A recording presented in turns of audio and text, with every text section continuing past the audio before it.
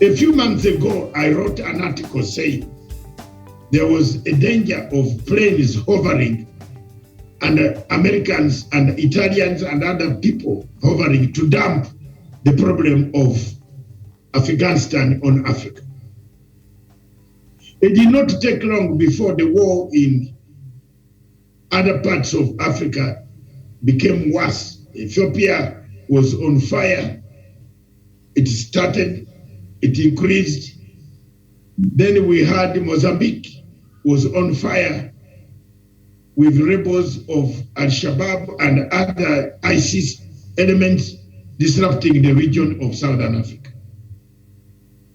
But then what has shocked the world and most of SADC nations of South African Development Organization, SADC Corporation, is the setting up of AFCOM offices.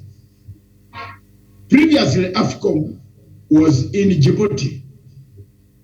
It closed their offices and they were looking for somewhere else to go. They came and approached Kenya and they said they want, Kenyans said, I think we have a lot of our own bases with you. It is not possible.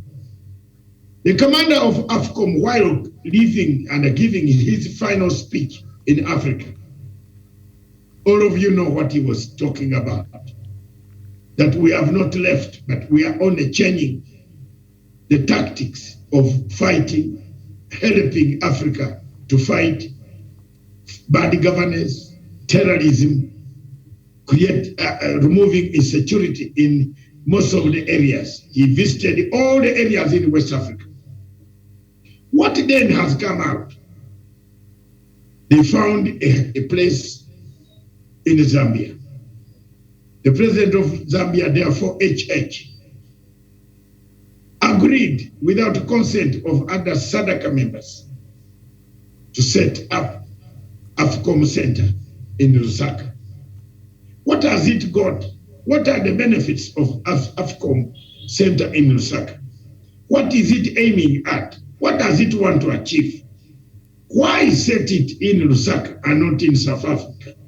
Why set it in Lusaka and not in Mozambique where there is a war? The proximity of Zambia to Congo gives one other area why AFCOM wants to set itself in Lusaka. The proximity of Zimbabwe from Lusaka gives it another angle why AFCOM wants to set itself in Lusaka.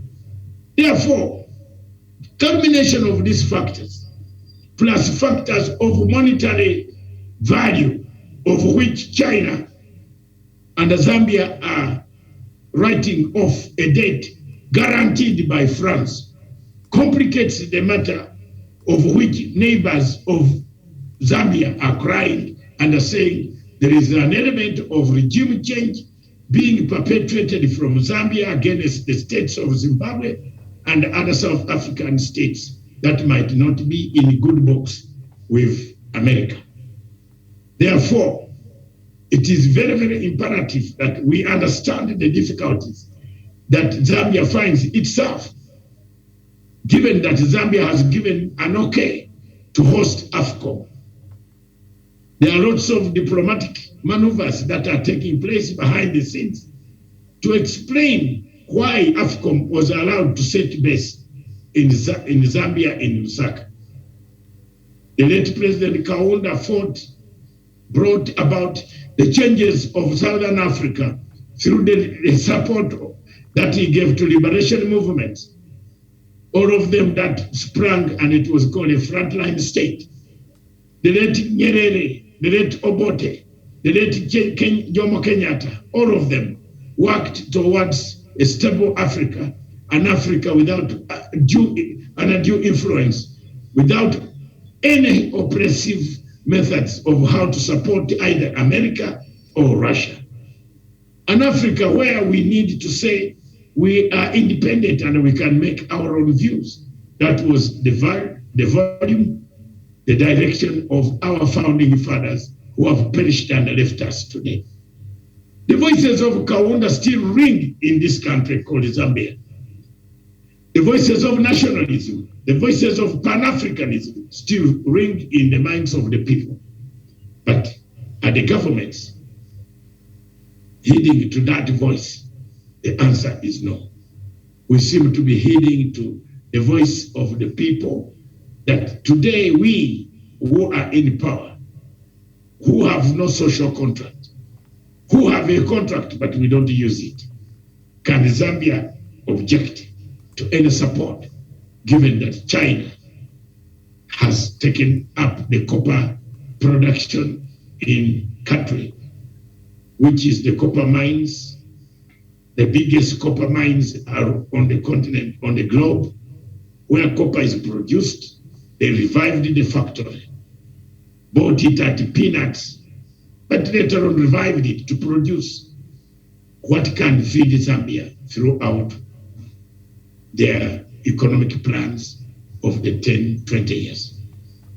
Is Zambia, therefore, a state, a satellite state, or is Zambia becoming a satellite state of the hovering dark forces that dismember Africa day in, day out?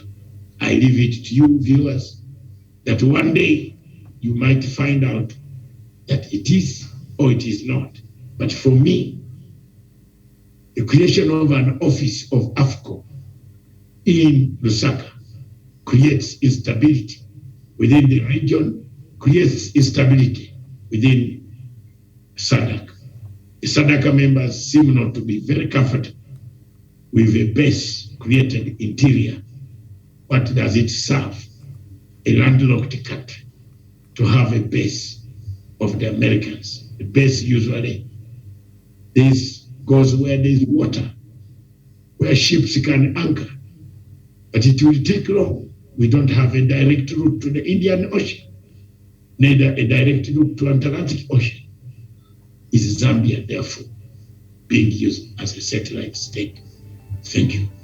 Thank you for Africa.